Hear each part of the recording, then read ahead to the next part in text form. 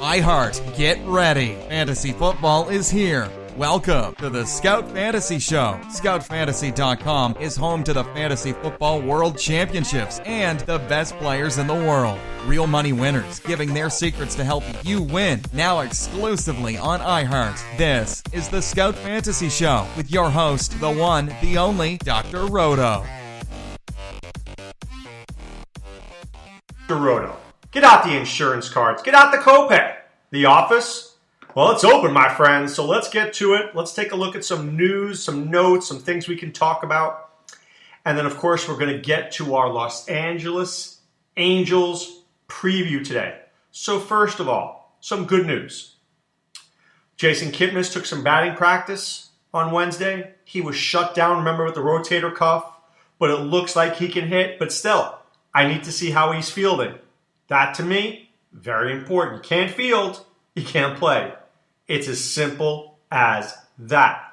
Next, we discussed yesterday that if David Wright is not healthy, watch Jose Reyes. He may play at different positions. What I like about Jose Reyes this year is that he could qualify all over the diamond. Maybe short, maybe third, maybe even the outfield. Who knows what could happen? But I think that Jose Reyes is a player to watch and maybe get very late in your drafts. And look, baseball, I think we can look at baseball. Now, people look at it into two halves. I'm not going to look at it that way. I'm going to break it down into quarters. April and May, June and July, actually thirds, right? April, May, June, July, August, and September. I could even break it down further into months. I know Ron Chandler tried to do something like that because each month brings something different to the baseball season. You know, April, getting out of spring training. Teams have off days. Who's going to play? What pitchers are up? Managers tend to play a lot of their guys early on just to get them familiar with, the team and keep the flow. Then May, it starts getting into I don't want to say the dog days of summer, but teams are playing 6 days a week, thereabouts, and the expectations are different and routine sets in. June and July, sometimes guys struggle. The trade deadline's upon us, right? We see what happens. August, certainly our teams are trying to make the run. In September, new guys are coming up. So we've got to be prepared to get through this baseball season. Do I think that Jose Reyes will be good for every single month this year? Probably not. Probably not. But do I think he could be very good the first 2 months of the season? Absolutely. And here's what my motto is. I'll worry about tomorrow. Because I don't know what will happen tomorrow. I walk outside my house today, I get hit by a car. There is no tomorrow. Now that sounds pretty maudlin. That's true, and hopefully that doesn't happen. But I can't worry about tomorrow. I have to live for today. Today, I like Jose Reyes. Tomorrow, I may not. And I think a lot of people don't always use that approach in fantasy baseball. Oh, Jose Reyes, he's not going to be the guy. Who knows? But he may be the guy for the first month. Think of it this way. I'll give you a football analogy. How many people didn't take Le'Veon Bell this year because he was missing the first 3 weeks? And how many people actually drafted D'Angelo Williams early? Well, in the high-stakes community, D'Angelo Williams was going in the 6th round of most drafts. Why? Because look at the value he had for the first 3 weeks of the season. It was huge. He helped you go 3-0. You go 3-0, you're already, a quarter of the way to winning your league. That's smart. Then when Bell comes back, I'll figure it out. But I use Williams to get me to 3-0. By that time, somebody else emerges. So don't be afraid to pick a Jose Reyes, maybe a tad earlier than you want to, because he will have value early in the season. Dusty Baker. There's always a Dusty Baker comment. He's saying that he's going to go with one closer, but he really would like a big-name guy. Well, I'm sure you would, Dusty, but you just signed Joe Blanton. Joe Blanton gives you more depth in the bullpen. Why don't you just give Sean Kelly the ball and see what happens? Give him a shot. Maybe you don't need to spend the money on a guy. Maybe you could keep your prospects, and maybe Sean Kelly and Coda Glover can get it done for you. How will you know, Dusty, unless you try? All right, I got to give you a guy. Here's a guy. I got a guy who knows a guy who's got a guy. Peter O'Brien. We've been hearing Pete O'Brien's name for a long time now. He was a catcher in the Diamondbacks organization until they figured out that he couldn't catch. Then they moved him to the outfield, and they figured out he really wasn't good in the outfield. So now he's on the Kansas City Royals trying to hold a spot down. And here's what he can do. He can hit, and he can hit for power. A lot of power. So you're going to see this guy probably hit close to 10 home runs, and I'm not kidding, 10 home runs in spring training. Do not go draft Pete O'Brien in the first round of your draft. Don't do it. It's a bad life decision. I promise you that. But Pete O'Brien can hit a baseball, but he can't catch. He can't field. So here's what happens. One, the Royals use him as a super utility guy where he can play a little catcher, a little fifth outfield, a little backup first baseman, a little DH against lefties because Brandon Moss couldn't hit a lefty if you paid him. And in fact, they did pay him a lot of money. He still can't hit a lefty. Secondly, if Peter O'Brien gets cut, if I'm Peter O'Brien's agent, I'm telling him right now, I want you to sign with the KBO, the Korean Baseball Organization. I want you to be eating a lot of bulgogi and a lot of bibimbap and a lot of Korean barbecue. And I want you to go there and I want you to hit 66 home runs this year. Because if Eric Thames can hit 50, you can hit 66. Then when you're there for a year or two, some team will see your tremendous power, and give you a shot. All you need is a shot, Pete O'Brien, because if you get this shot, you will be successful. That's what I'd want to see if I'm him. And if that means I got to go to Korea to get my shot, then I'm going to go to Korea. I think that's a pretty smart move for him, and I would highly recommend that. Now, I'm not his agent, although I'd like to be, and that's the best advice I can give him. But I'm going to give you advice right now about the Los Angeles Angels of Anaheim. Can you be the Los Angeles Angels of Anaheim? I think you can. I don't know. All right, a catcher, if you're drafting Martin Maldonado, you are either related to him or you are in a 30-team league. Because otherwise, this guy is awful. I couldn't imagine why you'd even put this guy in your lineup. Seriously. And Carlos Perez, not much better. So here's what I'm going to do with the Angels catcher. I'm going to avoid it like the plague. At first base, it's going to be C.J. Cron. Now, years ago, I really thought very highly of Cron. I thought he was going to be the next breakout superstar at the position. He hasn't turned out to be that guy. I still think there's a good player there. I still think there's a 25-85 kind of hitter. But I haven't seen it yet. I haven't seen enough of it yet. So, is it there? Maybe. Have we seen him get more than 16 home runs in a season? No. Am I ready to see that? Yes. I'll take him as a corner infielder, but not anything more than that. I think that would be a big mistake. So I'm a little tepid on C.J. Cron. There is value there. There is upside. I'm just not thrilled with it. Danny Espinosa can single-handedly kill you in batting average. And I'm not saying, little kill. I'm talking about destroy. The dude hit 209 last year.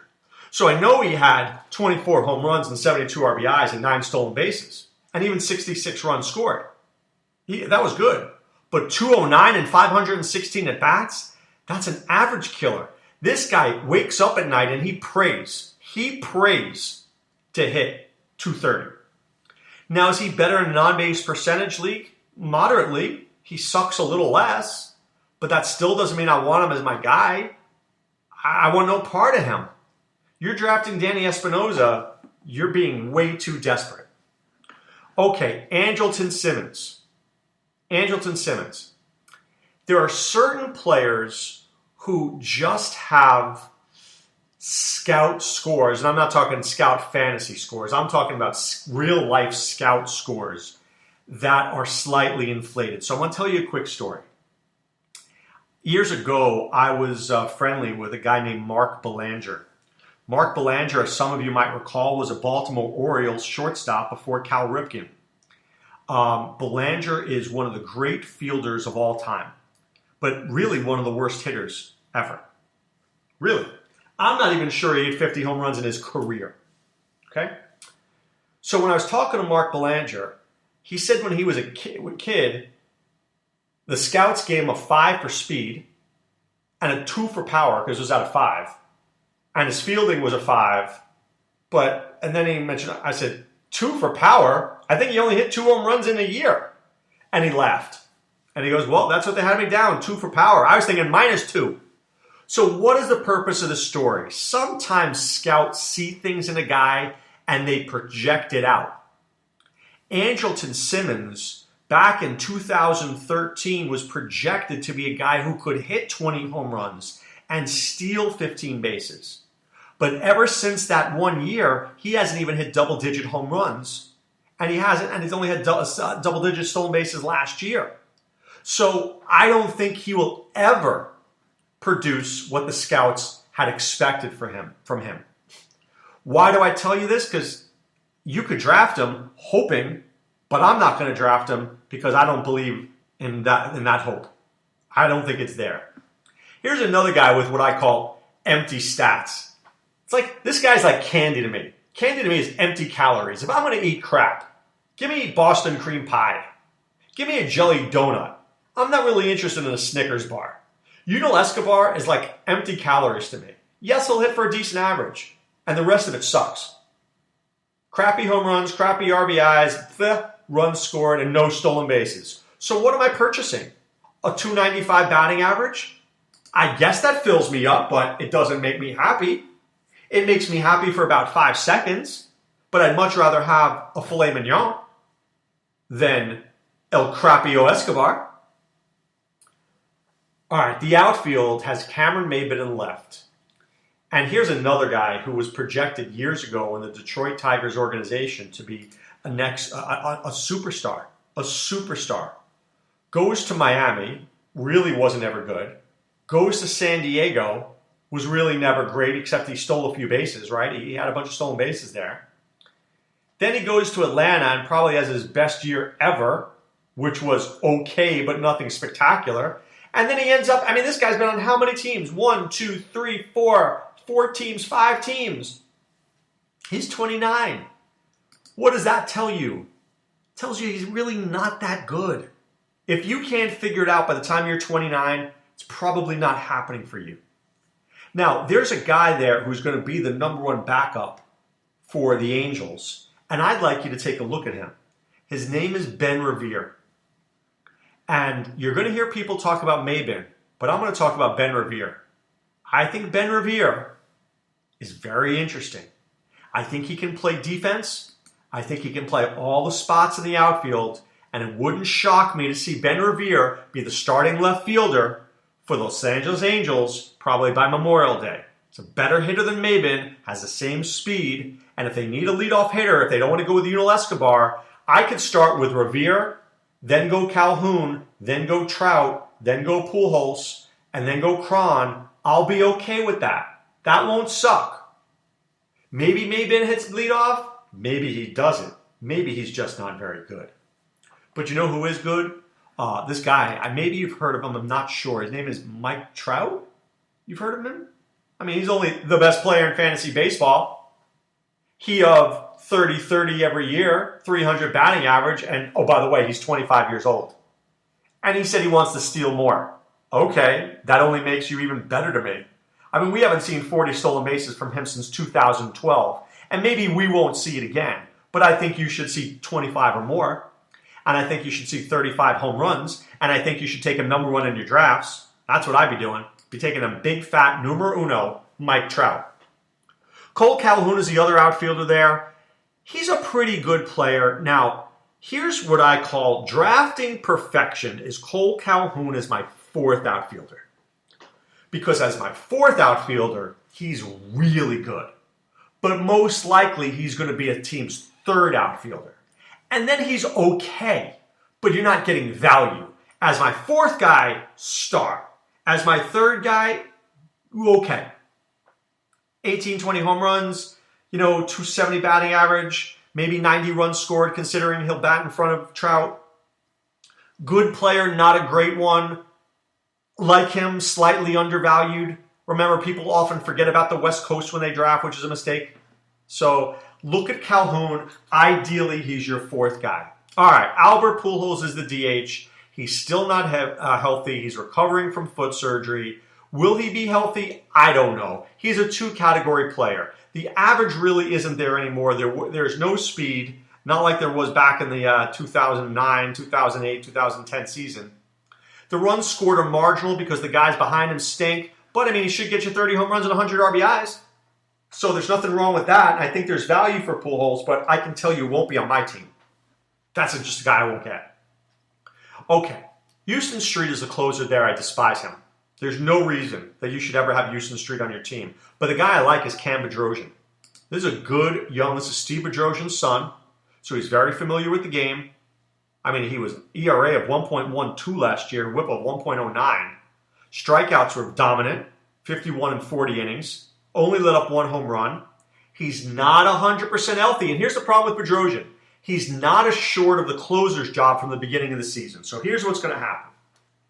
He's going to be devalued in many drafts because, well, Houston Street's the closer. That's the guy. Yeah, I don't think so.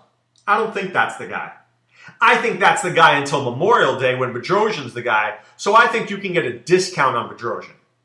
Take the discount, put him on. Let's see where it goes. But I like Bedrosian. And he still should get you 20 saves by the end of the season. All right, the starting rotation is a little bit of a wreck here. So all these guys, Alex Meyer, Bud Nars, Jesse Chavez, they stink. They stink. I want no part of them. Zero. Nada. Not interested. No thank you. Thanks a million. No way. The number 4 starter is Ricky Nolasco. He stinks. Trust me, I've seen him live. I saw him pitch for Minnesota. It wasn't pretty. But now the top 3 pitchers I do like. One is Tyler Skaggs. I like Tyler Skaggs, but he hasn't thrown for that many innings. Right? How many innings is Tyler Skaggs going to get this year when he threw 49 last year? 100? Has he solved his walk problem? I don't know. Is he a good player? Yes. Is he a great pitcher? No. But somebody's going to take him for the upside, and I don't trust the upside. I need a year on him. Maybe I'll miss out. I'll get over it. I do like Matt Shoemaker, though. Now, there's something that happened here, and I'm trying to think of the name. This is a name it's bothering me because I'm trying to think of the name of the guy who was a light Herb Score. Herb Score, if I have my story correct, was a terrific young pitcher for the Cleveland Indians. And then he was hit by a baseball.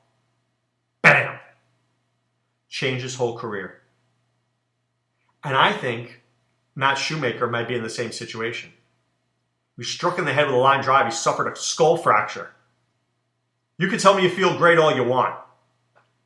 But it's one thing to throw in batting practice. It's one thing to throw in spring training. And it's another thing to throw in reality. And when you're just a little off because you're afraid of getting hit in the head again, which I can't blame you, by the way, Matt Shoemaker. I can't blame you. What if he's never the same? What if he's off by a quarter of an inch and that quarter of an inch leaves the ball over the plate? Boom. That's the problem. I'm not in on him. I'll let somebody else have him. But there's upside there, but scary upside. And Garrett Richards, oh my God, this is even worse. This guy has damage. He might need Tommy John surgery, right, on his elbow. And he got stem cell treatments, plasma injections, rest. Good luck with that, my friend. I know you're trying to avoid the knife. I know you're trying to avoid going in for surgery. I absolutely get that. But you know what? Chances are high that you're going to need it anyway. So now you've just delayed it, and you're going to end up getting it anyway. You know who that hurts? You, fantasy owners, your team. Look, I get it that you want to see. I don't want to go in for surgery either. But if you told me, well, you can try to rest it and relax it and take these injections and there's a 30% chance you won't need it, or you go in for surgery and you'll be playing in a year, I think I'd take the surgery if I'm a pitcher. That's just me. I won't have any shares of Garrett Richards either. In fact, if you could tell from this podcast, I want no part of these Angels. I think they'll play more like Devils than Angels this year. All right, but it's time now to put away the insurance cards, put away the copay. The office is closed, my friends. I want to encourage you guys to check out scoutfantasy.com. Enter the promo code ROTO, R-O-T-O. Pay for 1 month, get 2 more for free. Get my rankings. Get Adam Ronis' player profiles. Get Sean Childs' team outlooks. Get the best baseball draft kit around. Be part of the Scout Army. Let's do it right. All right, guys, wishing you a great day. Talk to you tomorrow. What do I need you to do now? You know it. Be well. Take care. Thanks for listening to the Scout Fantasy Show. There's never been a better time to join the Scout Army. Visit scoutfantasy.com. Use the promo ROTO for 2 months free. And don't forget, fantasy players, please thumbs up the podcast on the iHeart app. See you next time. Go Scouts!